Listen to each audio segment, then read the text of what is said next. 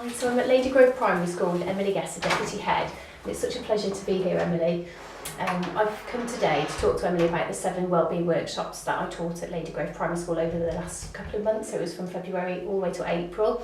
It was just a fantastic experience to be involved in. Thank you, Emily. I just wanted to ask you a few questions. Yeah, of course. So what impact have the 7 workshops and My Story Sophie Spectacles had on children's self-esteem and confidence? So I think, without a doubt, it's evidenced really through some children that would never normally stand up and talk in front of their peers. Yeah. We found that children gradually started to watch other children getting up, talking about how they felt, and so more and more children were doing that.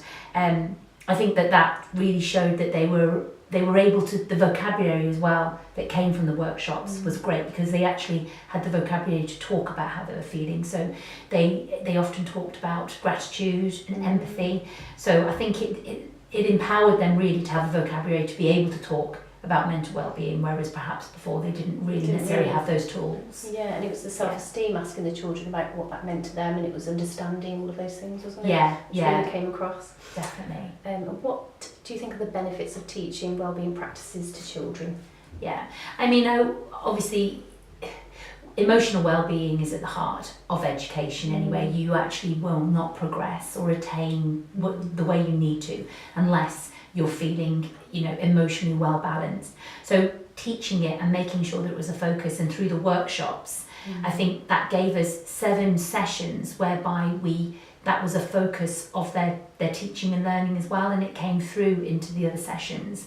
So I think it was really beneficial in ensuring, particularly for our Year 6s going through a time where they were preparing for SATs, it was a really good opportunity for them to stop and reflect and to think about some of the key aspects that you were talking about in the workshops. Fantastic. Which practices do you think had the most impact on the children, would you say? So I think, as I said before, I think without a doubt, one of the sessions you did regarding gratitude, that practice to do with reflecting and thinking about what they have in their life, for me that was one of the important aspects of this. So it wasn't just about being anxious and what anxious is, it was the positive spin on that, about how actually, let's think about what we are grateful for, let's think about all the things we have in our lives, let's think about all the people that help us, and I think that was really wonderful, because the children could really stop and think and celebrate all the things that are good in their lives, but also reflect that sometimes things can go wrong, sometimes you'll feel a bit down at times, but that's okay, because that's all part of life. So I think the gratitude and the empathy, really good in that practice, really as well, because we do have some children who have a lot of empathy, and there are some children that don't, but not because they don't want to, they just don't quite understand it. Yeah. So by understanding what empathy meant, and by sort of thinking about how they could start to think how other people might feel, again, it just gave them the time to stop and reflect on what they were doing really, and how they should feel, and think about how other people feel. Yeah, and it's nice with empathy, they understand that it's that person that's going through something, and it's not them that's causing the problem, but they can put themselves in that person's world to understand. Yeah. It's as I suppose as they get older, they'll understand it more and more. Yeah. As they go on. Definitely. So can you see how the workshops can be built into your day-to-day curriculum? Yeah, I mean, there were so many messages through the workshops. Actually, there were so many messages. I think for certainly my class, I found the reflection part of the workshops really important, because they weren't just reflecting on, for instance, what I'm grateful for, but they were really reflecting on how they felt, stopping and being present in the present really. We've built in, there's so many of the aspects that can be built into it, but we have certainly stopped to really think about mindfulness sessions, and I've just signed up to Smiling Minds to help the children with just sessions whereby they're stopping and reflecting.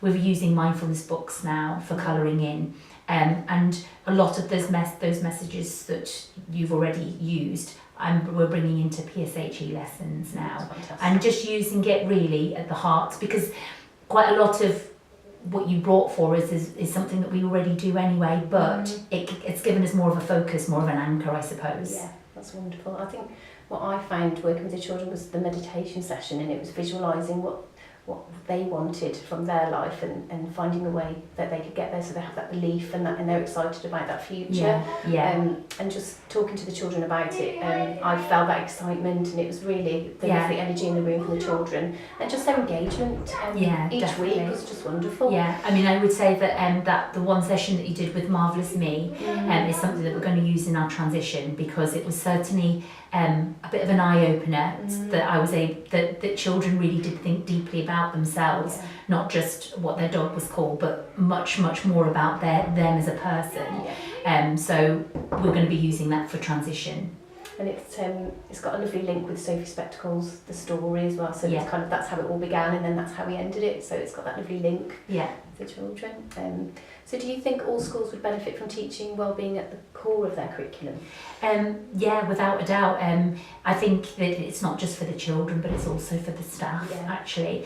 And it's using all the elements of teaching for wellbeing, mindfulness, reflection, the gratitude, the empathy. All of those key messages coming together are so important to helping us to run a good curriculum for the children, because without those key aspects, actually, it's really hard for children to see them, to have the motivation, to have the empowerment, really, to see themselves and to be confident. Those are the key things that we need for those children. It's wonderful, and it was lovely to get the questionnaires at the end of all the sessions, and just seeing how many children said that they felt that they'd grown in self-esteem was wonderful. 83%. I was like, wow, that's incredible. I know, yeah, it's amazing. And the confidence was very similar. It was 81%, and I just thought, that is a massive number of children, and it's just wonderful to be a part of, supporting your school to empower those children. So just to finish off, I just wondered if there's anything else you'd like to comment on from the workshops. I mean, I would just say that, we're really grateful to you and for coming in with all the different work. We're looking forward to using some of the PowerPoints and things that you've brought forward for us. And I think it's just been it's really been a beneficial experience for the staff as well as the children. And I feel that we do need to do more of it.